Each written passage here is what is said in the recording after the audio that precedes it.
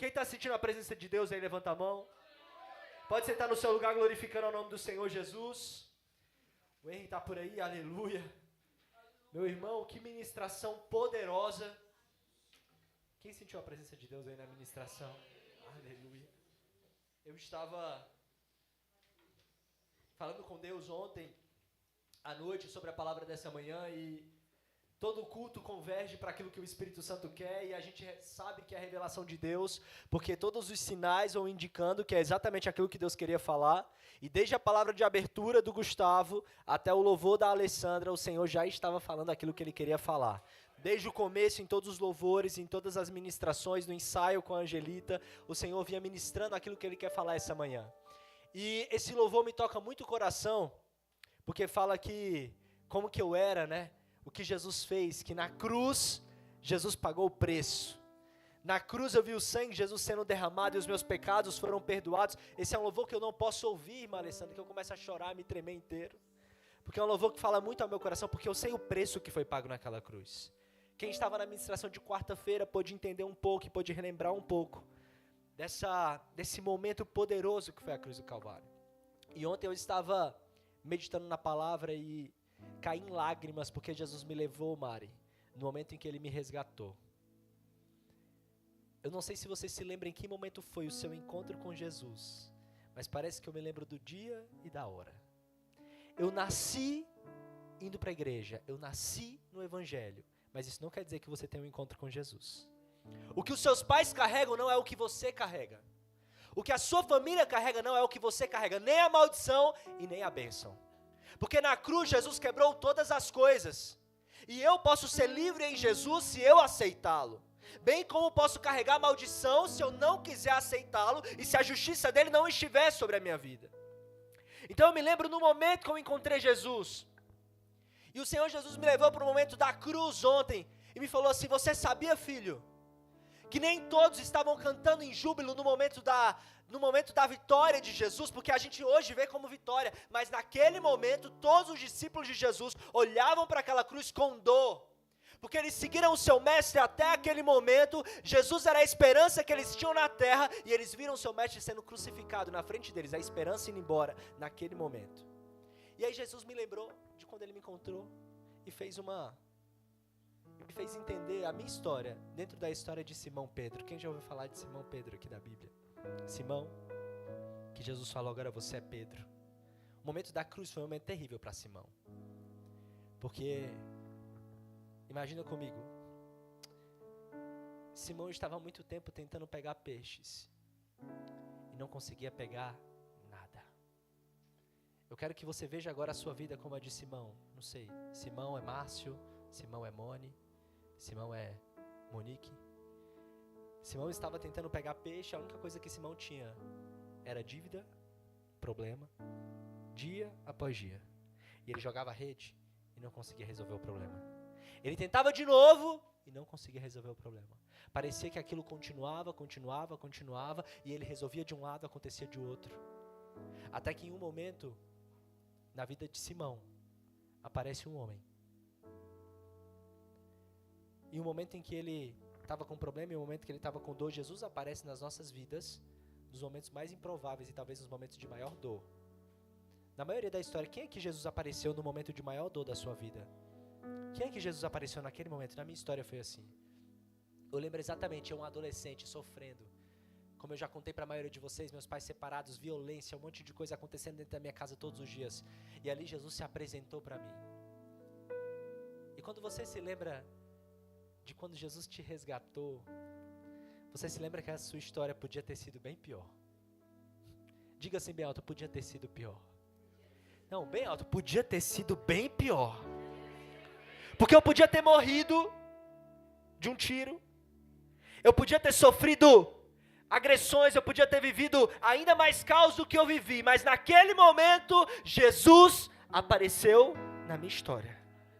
Podia ter sido bem pior na história de Simão, mas quando ele estava devendo e estava com vários problemas, Jesus aparece na história.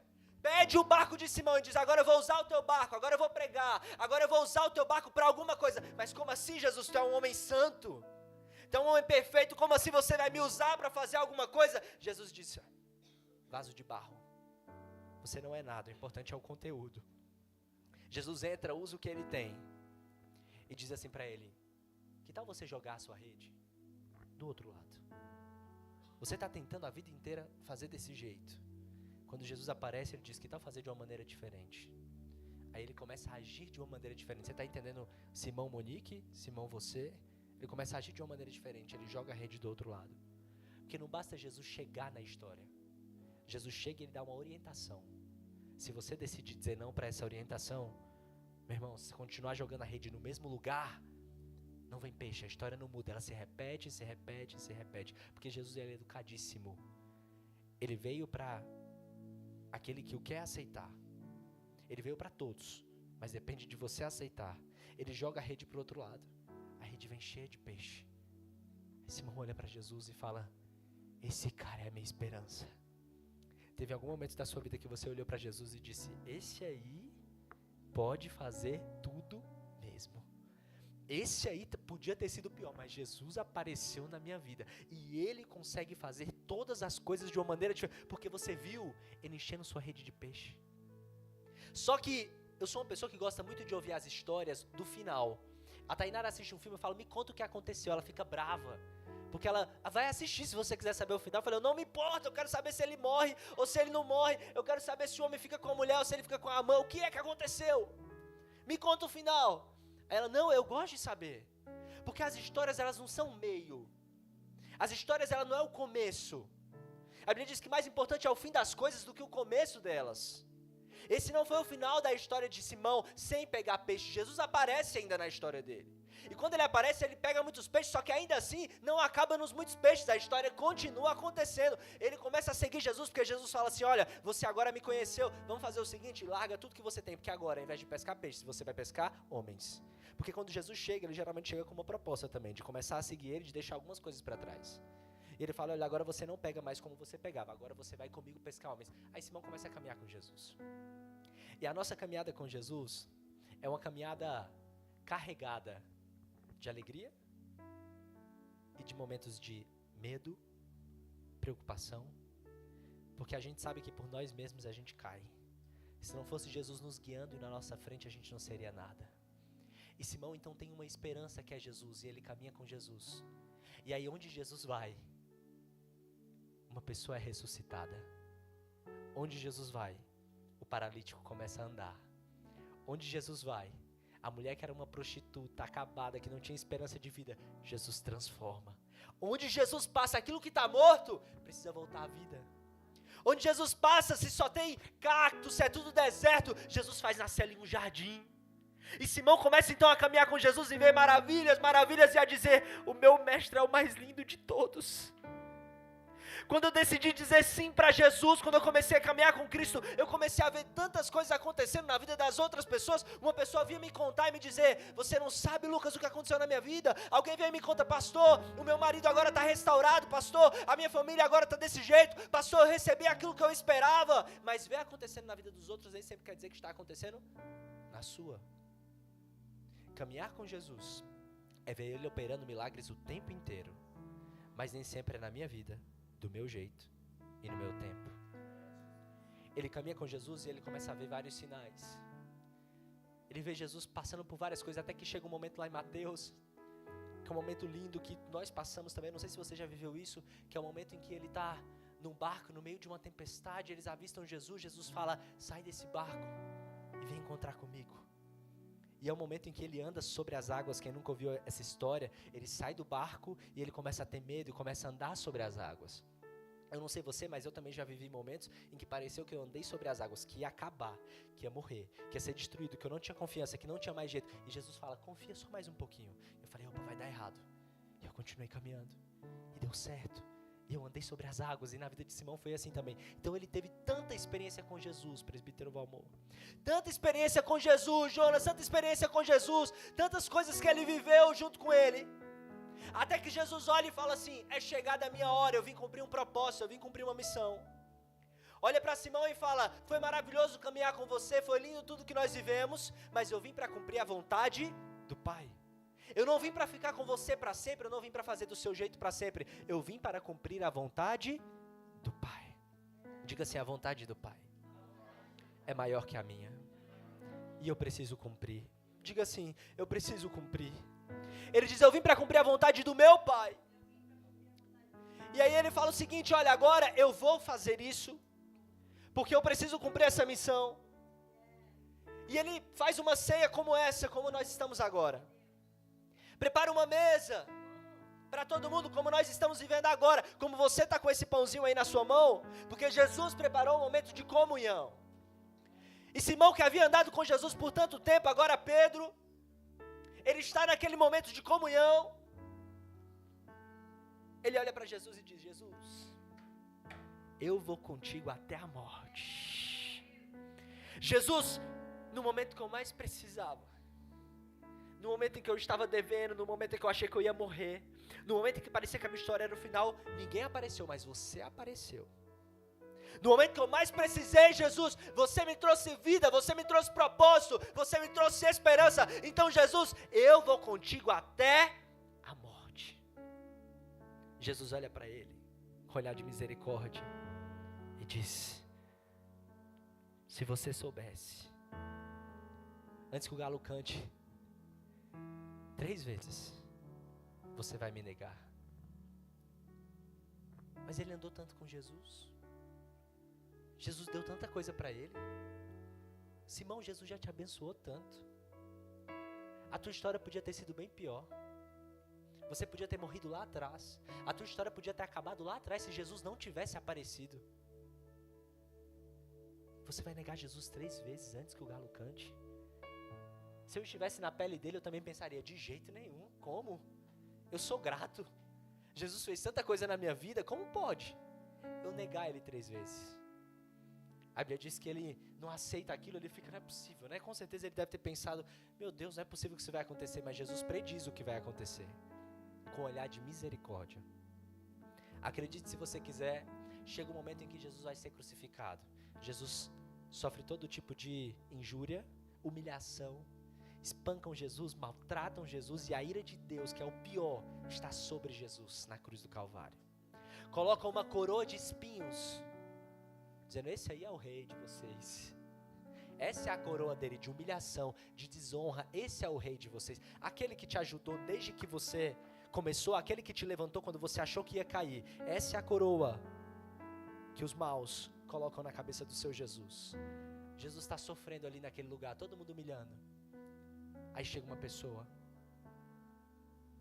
eu reconheço a Mariana, eu reconheço o Rodrigo, eu reconheço a Alessandra. Essa pessoa andava com Jesus, estava lá dentro da Simples. Não, mas eu vi que ele era cristão, ele serve a Deus. Pedro olha e diz: eu não. Com medo de sofrer junto com Jesus, ele começa a dizer: eu não conheço esse homem.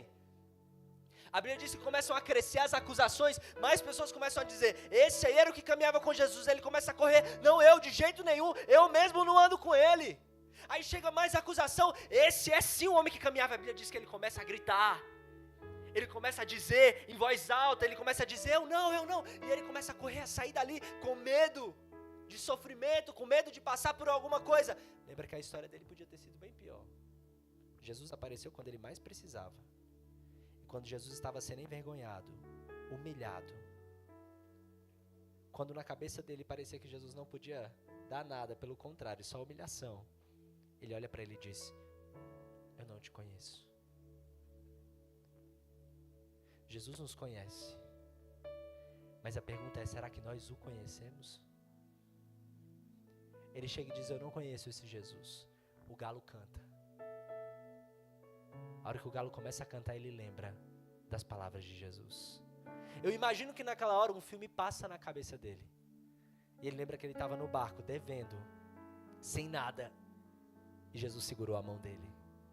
Ele lembra de quando ele achou que ele ia morrer. Ele lembra da casa dele, que Jesus entrou na casa dele e transformou e curou também dentro da casa dele. Ele lembra de todos aqueles momentos, passa um filme na cabeça. E ele fala: meu Deus, ele já me deu tanto, ele já fez tanto. Eu imagino que um filme passou, porque a Bíblia diz que na hora que o galo canta, ele chora amargamente. Ele se retira e chora arrependido. Eu imagino naquele momento o olhar de Jesus cruzando o olhar dele. Naquele momento que ele nega Jesus, o olhar de Jesus cruzando o olhar dele, com um olhar de misericórdia, como quem diz assim: eu falei, Pedro, mas ainda assim eu te amo. O olhar de Jesus não era um olhar de acusação dizendo: seu maldito, seu traidor. O olhar do meu mestre era um olhar de misericórdia. Ele olhava para ele e dizia: você é um vaso de barro, você é fraco, mas ainda assim não se esqueça que eu escolhi você. Eu não erro nas minhas escolhas. Quando eu passei e vi você no barco, não foi você que me escolheu, mas eu escolhi você. Eu vi você dentro do barco e falei: você é meu, para sempre. Eu quero que você entenda, não foi você que escolheu a Jesus. Então eu não sei quem você é aos pés da cruz. Eu não sei se você é tipo Maria, a mãe de Jesus, que estava naquele momento devastada, porque era a mãe dele. Eu não sei se você é Pedro, que Jesus fez várias coisas na sua vida, mas naquele momento você estava com medo. Eu não sei se você é qualquer um dos outros discípulos que passaram por qualquer situação. Eu não sei quem você é, mas é difícil quando a gente perde a esperança. É complicado quando o mestre que a gente seguiu a vida inteira parece que está pendurado no Calvário e não consegue mais realizar aquilo que a gente precisa. É complicado quando a gente não vê as coisas acontecendo da maneira que a gente queria que acontecessem. É complicado quando parece que a esperança se vai. E Jesus conhece tanto os seus filhos que ele morreu na cruz por eles, para dizer: não é sobre você, é sobre aquilo que eu posso fazer. O olhar dele cruza com o olhar de Pedro. Aí ontem Deus me quebrou, quando ele me levou para uma palavra, porque eu não sei se vocês sabem, mas Jesus ressuscita. Quem sabe aqui que Jesus ressuscita no final? Quem sabe, que eu gosto de contar spoiler do final. Eu não tenho problema nenhum com isso. Ele ressuscita. E aí quando Jesus ressuscita, olha só, está lá em João capítulo 21, versículo 4. No título da minha Bíblia, ontem Deus me quebrou lendo essa palavra. No título da minha Bíblia tinha escrito assim: Pedro é restaurado. Aquilo entrou no meu coração. Pedro caminhou com Jesus durante toda uma vida. E depois que Jesus ressuscita, o título: Pedro é restaurado. Ele ainda precisava ser restaurado depois de caminhar com Jesus uma vida inteira. Jesus sabia tanto que Pedro ainda precisava ouvir a sua voz. Sabe por quê? Porque imagina o seu mestre caminhar com você a vida inteira e o último olhar dele para você ser vendo você o traindo.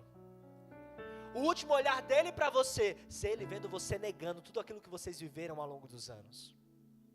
Eu imagino que Pedro deve ter ficado devastado ao cruzar com o olhar de Jesus e falar: meu Deus, o meu mestre vai morrer. E a última coisa que ele me viu fazendo foi negando ele.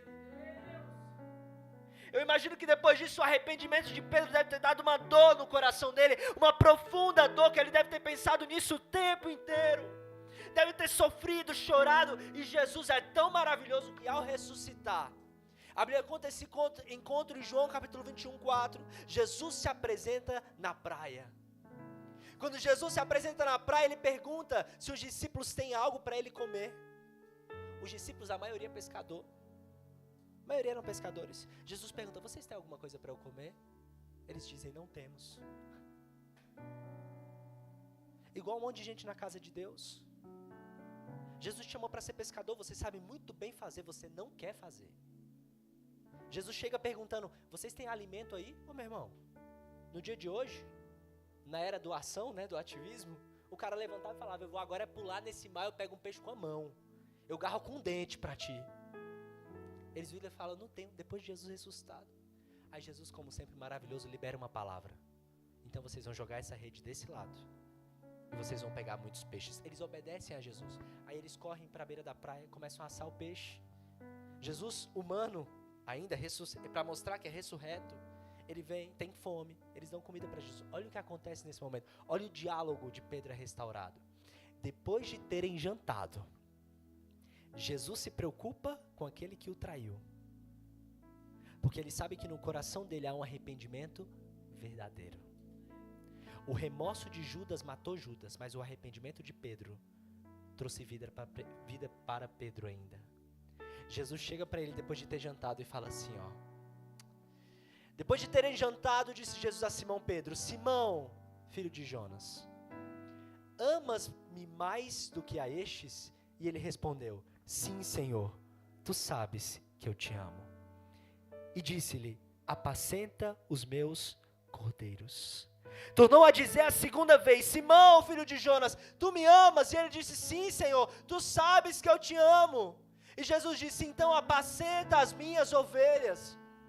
Disse-lhe então pela terceira vez: Simão, filho de Jonas, tu me amas? Simão se entristeceu por Jesus ter perguntado pela terceira vez: tu me amas?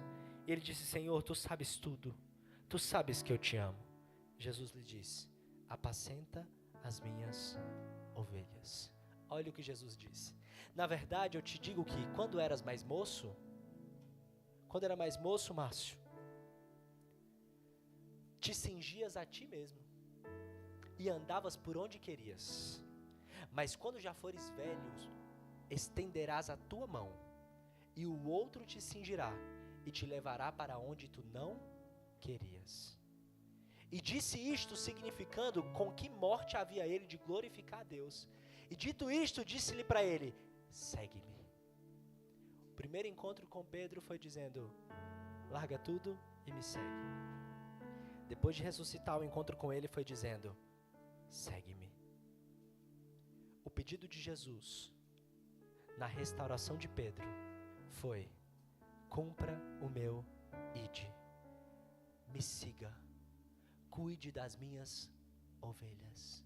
Acredite se você quiser, não foi: Pedro, compra 10 barcos agora, Pedro, pesca muito peixe, compra 2 mansões para ti e um cavalão bonito.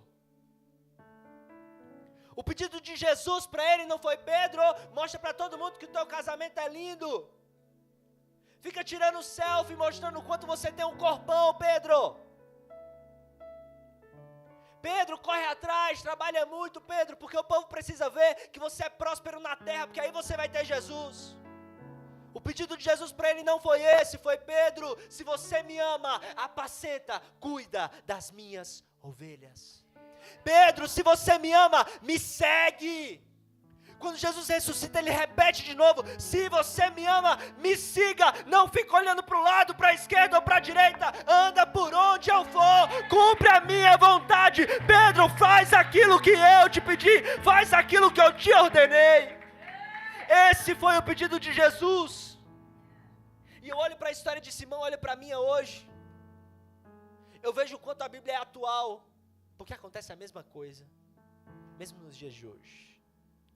E ontem eu comecei a chorar dizendo: Jesus, se não fosse a tua misericórdia, onde eu estaria? Poderia ter sido bem pior. Se não fosse a tua graça, onde eu estaria?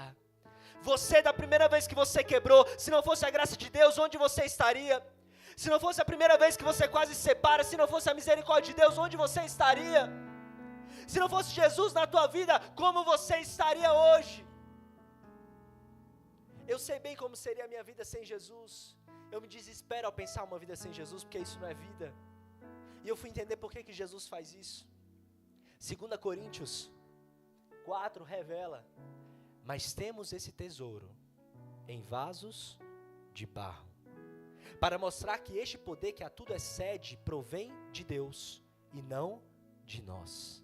De todos os lados nós somos pressionados, mas não desanimados.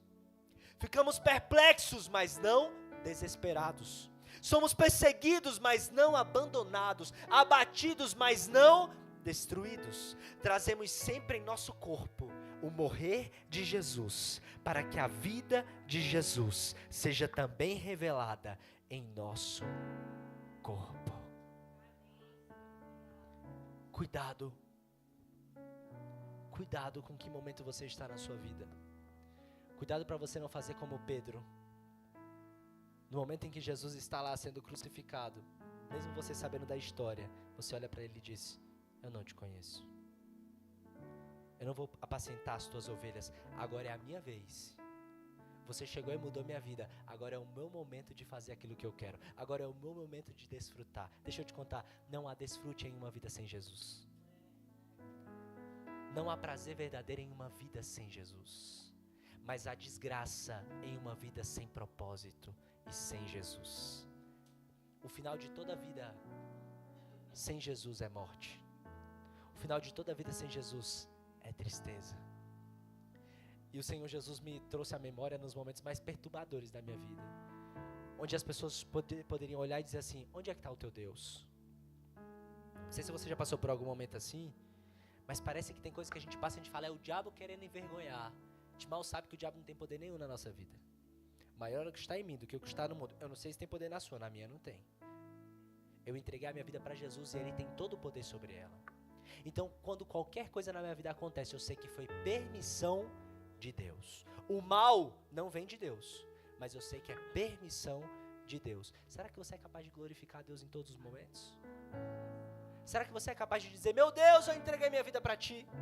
Então, se você está indo numa cruz agora e se estão me perseguindo, toda honra e toda glória seja dada a Ti. Será que você é capaz de engrandecer o nome do Senhor, mesmo nesses momentos? Porque tem vários momentos da minha vida que eu perguntei, as pessoas vieram na minha cabeça, vieram o tempo inteiro: cadê o teu Deus?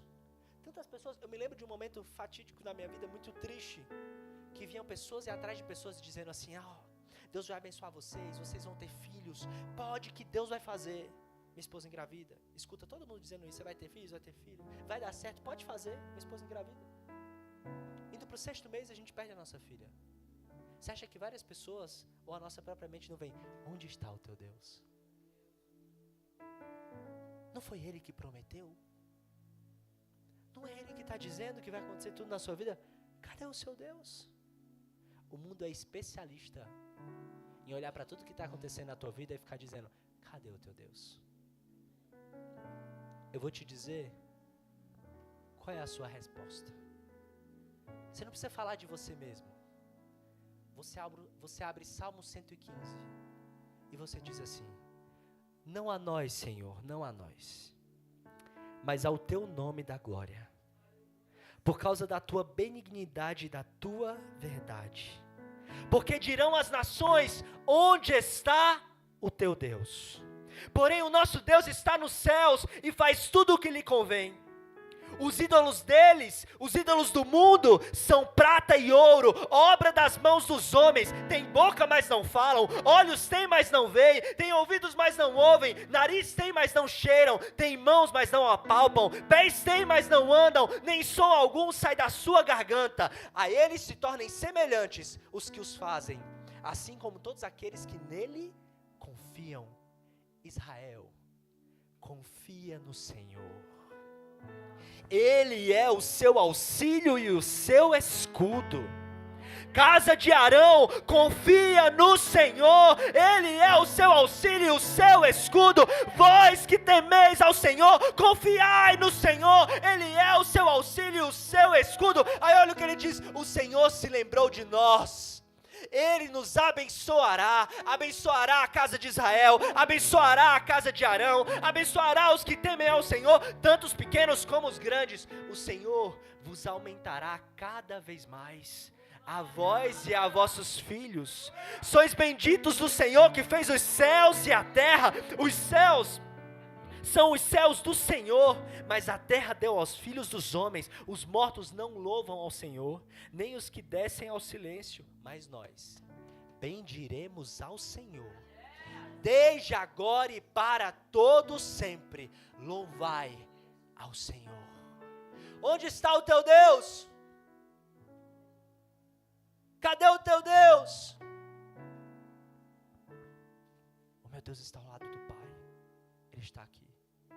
Não importa o que aconteça, eu vou louvar o Senhor. Você vem me acusar, você vem dizer que nada está acontecendo, eu vou louvar o Senhor. Sabe por quê? Porque para você parece que esse capítulo que eu estou vivendo é o final da história.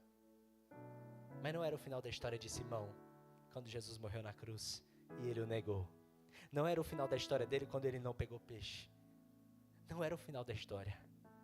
Jesus ainda aparece para ele. Simão ainda trabalha, Pedro ainda trabalha pela construção da igreja, Pedro ainda faz feitos extraordinários, e esse não é o final da minha história. Então, quando qualquer episódio acontece, as pessoas perguntam assim: eu preciso louvar o Senhor, fechar os meus olhos. Israel, confie no Senhor.